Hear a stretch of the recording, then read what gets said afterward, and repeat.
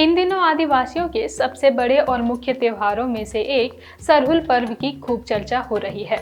सरहुल पर्व को झारखंड, छत्तीसगढ़, ओडिशा, बंगाल और मध्य भारत के विभिन्न आदिवासी क्षेत्रों में बेहद धूमधाम से मनाया जाता है। फागुन महीने के पश्चात इसे चैत्र माह के शुक्ल पक्ष की प्रतिपदा से आरंभ किया जाता है।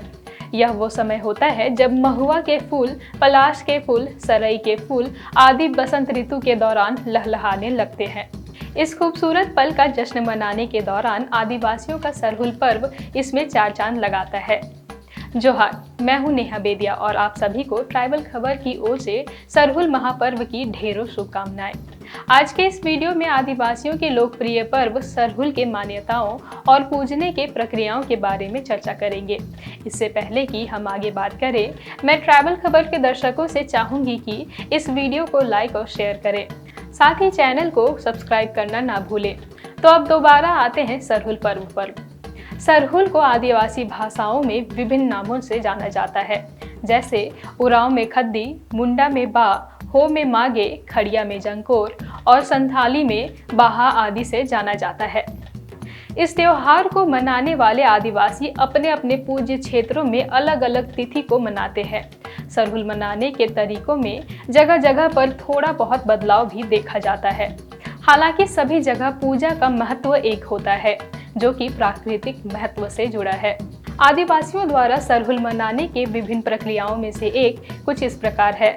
झारखंड के हजारीबाग जिले के डाड़ी प्रखंड से आदिवासी धर्मा बेदिया बताते हैं कि सरहुल पूजा के एक दिन पहले रात में गांव के पाहन यानी मुख्य पुजारी और प्रमुख लोगों द्वारा एक डोभा से पानी छींटकर यानी पानी को निष्कासित कर खाली किया जाता है। इसके बाद डोभा में जो नया पानी संग्रह होता है उसे मिट्टी के नए घड़े और एक लोटे में भरा जाता है। डोभा में नए पानी के संग्रह होने से इस वर्ष बारिश के कम ज्यादा या अच्छा या बुरा होने का अंदाजा लगाया जाता है। घड़े में भरे गए पानी को गांव के पूज्य स्थल यानी सरना स्थल में रखा जाता है। इसके बाद गांव में अपने घरों में बने पारंपरिक पकवान और मदिरा का सेवन कर काजे बाजे के साथ गीत गाकर नृत्य कर आनंद उठाते हैं। इस प्रथा के बाद अगली सुबह को पाहन सहित गांव के प्रमुख लोग अपने पवित्र सरना स्थल जाते हैं। पूजा अर्चना शुरू करने से पहले गांव के पाहन को उसी घड़े के पानी से नहलाया जाता है और नए कपड़े यानी धोती गमछा पहनाया जाता है। सरना में जहां पूजा अर्चना किया जाता है वहां सिंदूर और अर्पण यानी चावल के आटे से पाहन पूजा करता है। इस दौरान सरई के एक पेड़ या पौधे की पूजा की जाती है जो मुख्य होता है। इसमें सरई का फूल और पत्ते का भी इस्तेमाल किया जाता है। सरई के पूज्य पौधे को एक धागे से बांधकर पाहन उसके चारों तरफ फैले लेता है। इस प्रक्रिया के समय पाहन को ग्रामीण कंधे पर उठाकर रखते हैं। सरना में इन प्रथाओं को पूरा करने के दौरान एक दिलचस्प गतिविधि भी देखने को मिलती है, जो आदिवासियों के शिकार करने से संबंधित होती है। इस गतिविधि को भी सरहुल पर्व मनाने का एक भाग बताया गया है। दरअसल सरना में एक काली कटोर यानी मुर्गी को खुला छोड़ दिया जाता है, जिसके बाद सब मिलकर पारंपरिक तीर धनुष से उसका शिकार करते हैं। शिकार करने के बाद उस कटोर को सरना में ही प्रसाद के तौर पर पकाया जाता है और पुरुषों में वितरण किया जाता है। सरना स्थल में मौजूद सभी लोगों को पाहन सरई के फूलों को कानों में लगाता है। प्रसाद ग्रहण करने के बाद पारंपरिक वाद्य यंत्रों को बजाकर गीत गाकर नृत्य करते हैं और पूरे गांव में घूमते हैं। बता दें कि इस प्रसाद को ग्रहण करने के लिए महिलाओं को प्रतिबंध है। वहीं इसके अलावा कई जगहों में महिलाओं को पूजा के दौरान सरना स्थलों में घुसने की अनुमति भी नहीं होती है। हालांकि वर्तमान में अब महिलाएं भी कई जगह इसमें शामिल होते देखी जा रही हैं।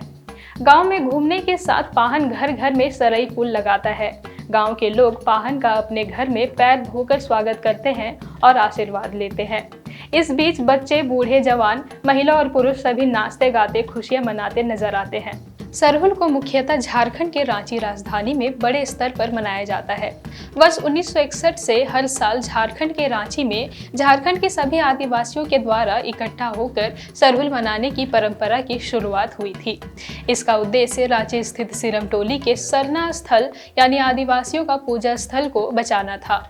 जानकारी के अनुसार साल 1961 में सरना स्थल को गांव के कुछ लोगों ने रामगढ़ के एक मोटर गैरेज व्यापारी को बेच दिया था। ऐसे में सरना स्थल की जमीन को बचाने के लिए सीरमटोली के लोगों ने करमटोली के लोगों को संपर्क किया था। इस तरह से करीब 100 लोगों के साथ शोभा यात्रा निकाली गई थी। इसके बाद हातमा सरना स्थल पर सरहुल पूजा की शुरुआत की गई। इसी बीच तत्कालीन प्रधानमंत्री के बुलावे पर कार्तिक उरांव लंदन से लौटे थे। उन्हें भी जुलूस में शामिल होने के लिए आमंत्रित किया गया था। इसके बाद करमटोली में सरहुल पूजा करने के बाद कार्तिक उरांव को बैलगाड़ी में बैठाकर जुलूस निकाला गया था। साल 1961 के बाद से साल 1964 से हातमा सरना स्थल पर पूजा की शुरुआत हुई और वहां से शोभा यात्रा निकाली जाने लगी। इसी के बाद से यह यात्रा विशाल होती गई।